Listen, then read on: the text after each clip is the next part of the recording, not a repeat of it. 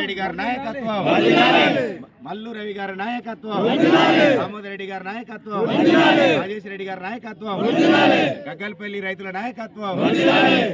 ఇప్పుడు ఈరోజు రాష్ట్ర వ్యాప్తంగా కాంగ్రెస్ పార్టీ ఒక చరిత్ర సృష్టించింది. 2 లక్షల రుణమాఫీ చేస్తామని వరంగల్ డిక్లరేషన్లో హామీ ఇవ్వడం జరిగింది సోనియా గాంధీ గారు. ఆ మాట మీద రాష్ట్ర ప్రజలు నమ్మి కాంగ్రెస్ పార్టీకి ఓటేసి గద్దెనెక్కించిండ్రు. ప్రభుత్వం ఎక్కిన 8 నెలల లోపలనే మనకు అందరికీ 2 లక్షల రుణమాఫీలో భాగంగా ఈరోజు కొన్ని లక్షల మందికి 1 లక్ష వరకు రుణమాఫీ జరిగిపోయింది ఆల్రెడీ 4 గంటల వరకే.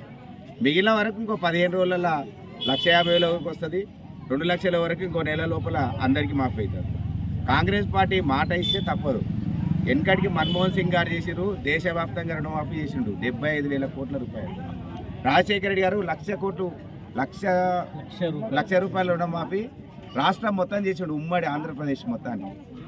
ఇంకో రానోళ్ళకు కూడా కొద్దిగా అది కూడా ఇచ్చిండు. కాబట్టి కాంగ్రెస్ పార్టీ మాట మీద ఉంటుంది. ఈ కేసీఆర్ 10 ఏళ్ళు పరిపాలన చేసి ఇక్కడ రుణమాఫీ ఎవరికి జరగలేదు. ఎవరికన్నా కొంత గొప్ప జరిగిందంటే మితికిందిగా జరిపోయింది. కాబట్టి ఎన్నికలు ఇచ్చిన హామీల ప్రకారం 6 గ్యారెంటీలకు 4 గ్యారెంటీలు అమలైపోయినాయి.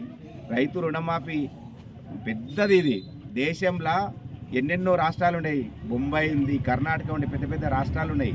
అట్లాంటి రాష్ట్రాలు కూడా చేయలేని ఈ హామీని ఈయన చేసి చూపించిండు. ఈయన ధైర్యానికి మనం అంతా మెచ్చుకోవాలి, మన పక్కనున్న ముఖ్యమంత్రి గారిని. ఈయన చేసిన రుణమాఫీకి రేపు జరగబోయే లోకల్ బాడీ ఎన్నికలల్లో ఈ రోజుకి ఇట్లా టీఆర్ఎస్ కానీ బీజేపీ కానీ రైతు అని చూసిండు కానీ పార్టీలు చూడలే.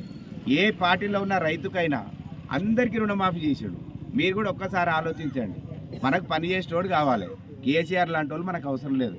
కాబట్టి ఈసారి అందరూ లోకల్ బాడీలలో ఏ పార్టీలైనా ఎవరైనా ఉండండి, అభివృద్ధి కాంగ్రెస్ పార్టీ చేస్తుంది. మాట ఇస్తే తప్పని పార్టీ కాబట్టి అందరూ కాంగ్రెస్ పార్టీకి పెద్ద ఎత్తున చేసి రేవంత్ రెడ్డి గారిని ఆశీర్వదించాలి.